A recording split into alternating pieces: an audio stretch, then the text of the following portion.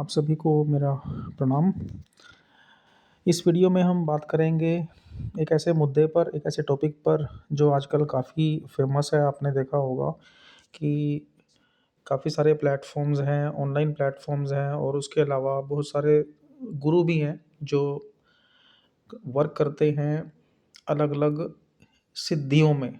सिद्धि, दिव्य दृष्टि, कुंडलिनी जागृत करना, चक्र जागृत करना और काफ़ी सारे जो लोग हैं जो अ, पूजा पाठ में बहुत ज़्यादा इंटरेस्टेड हैं, काफ़ी पूजा पाठ करना चाहते हैं, पर वो कई बार ना डाइवर्ट हो जाते हैं। मतलब हम तो चाहते हैं कि हम पूजा पाठ करें, हम अपने इष्ट की सेवा करें, उनको रेगुलर भोग प्रसाद दें। पर जब हम इस तरह के वीडियो देखते हैं, जब हम इस तरह का कंटेंट देखते हैं जहाँ पर कुंडलिनी शक्ति या सिद्धियाँ, दिव्य दृष्टि, तो वहाँ पर एक डाइवर्ज़न आ जाता है, वहाँ पर एक ध्यान डाइवर्ट होता है। तो बजाय कि हम इन सब टॉपिक्स को फ़ोकस करें कि हमने कुंडलिनी कैसे जागृत करनी है, सिद्धियाँ कैसे लेनी है, इसकी बजाय हम हमारा जो मेन फ़ोकस है, वो होना चाहिए कि हमारा जो ईष्ट है, हमारे जो देवी-देवता हैं, जिनकी भी हम पूजा कर रहे हैं, जिनको भी हम मानते हैं, आप चाहे किसी भी धर्म से हो, ओके? तो हम इसमें ये बात नहीं कर रहे कि आप किस पर्टिकुलर धर्म से हो, किस पर्टिकुलर लोकेशन से हो, आप किसी भी धर्म से हो सकते हो। फ़र्क से बस इतना देखना है कि जो हमारे ईष्ट हैं, जो हमारे देवी-देवता हैं या जिनको भी हम मानते हैं, जिस भी पूजा स्थल पे हम जाते हैं, हमने उनका आशीर्वाद लेना है, हमें उनकी भक्ति चाहिए। बजाए कि हम एक पर्टिकुलर साधना में लगे हुए हैं, मतलब या अब यहाँ पर हम किसी साधना के अगेंस्ट नहीं हैं। हम ये नहीं कह रहे कि हम साधना करें या ना करें, वो आपका अपना एक मैटर है, वो आपका अपना एक डिसीज़न है।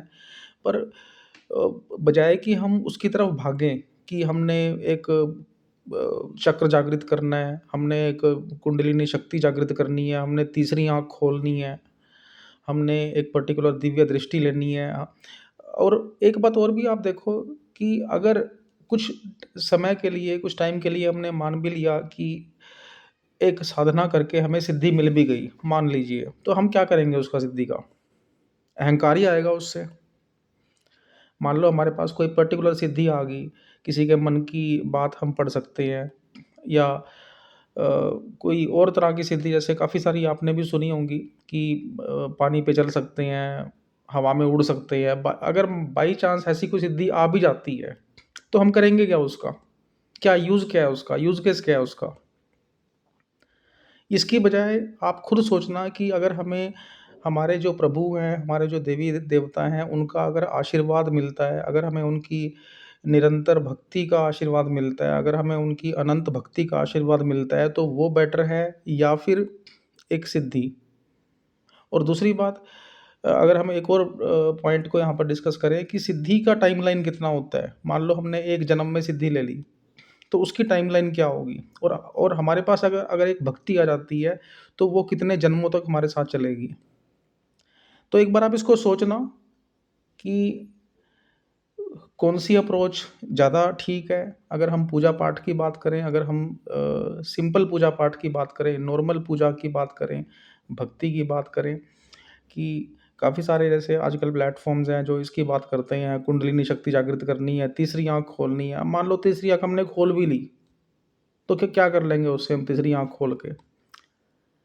हमने किसी और के मन की बात पढ़ भी ली, तो हम क्या कर लेंगे उसका? मान लो कोई हमें मन ही मन में अपशब्द कह रहा है या कोई बुरी तरह से इंटरनल हमारे बारे में कुछ वाइब्रेशंस जनरेट कर रहा है, ओके? या कोई अब्यूज़िव लैंग्वेज यूज़ कर रहा है कोई हमारे बारे में और हमें वो पता लग जाती है, तो हम क्या कर लेंगे उसका? हम सिचुएशन में क्या कर लेंगे? हम समाज का क्या कर लेंगे?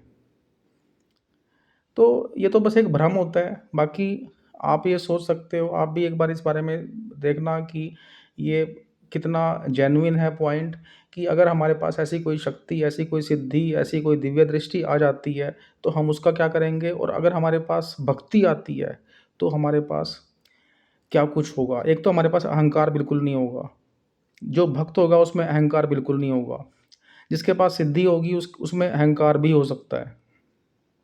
उसके अंदर मैं होगा कि मैं ये कर सकता हूँ, मैं वो कर सकता हूँ, मेरे पास ये पावर है। पर जो एक भक्त होगा, उसके पास उसके इष्ट होंगे, उनके इष्ट का आशीर्वाद होगा। तो मेरा जो अपना परसेप्शन है, मेरे जो अपने एक्सपीरियंसेस हैं, मैं सिर्फ़ वो शेयर कर रहा हूँ। मैं किसी वेद, पुराण, किसी ग्रंथ, किसी लिटरेचर उसको रेफ़र नहीं कर रहा। एक जनरल हम डिस्कशन कर रहे हैं, एक जनरल हम यहाँ पर बात कर रहे हैं। तो अगर आपके कोई प्रश्न है तो आप पूछ सकते हो। अगर आप मुझसे अपोज़ करते हो कि मैं गलत हूँ, तो आप बता सकते हो ताकि मैं भी आपके एक्सपीरियंसेस से सीख सकूँ। या अगर आप कोई ऐसी साधना कर रहे हो या आप पूजा पाठ करते हो, तो आपके क्या अनुभव हैं, आपके क्या एक्सपीरियंसेस हैं, ताकि मैं भी आपसे सीख सकूँ। आप सभी का बहुत-बहुत धन्यवाद।